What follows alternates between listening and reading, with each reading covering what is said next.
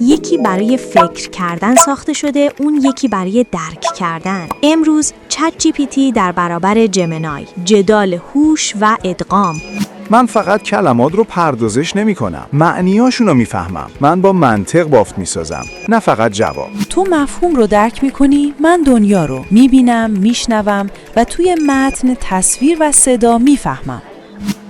من ابزار میسازم، طراحی، برنامه نویسی، حل مسئله، ایده های پیچیده رو واقعی میکنم. تو ابزار میسازی، من خود وبم با داده های زنده و ادغام عمیق توی دنیای گوگل. تو جواب میدی، من همکاری میکنم. قدرت من اینه که بخشی از کار تو میشم، نه یه ابزار خشک.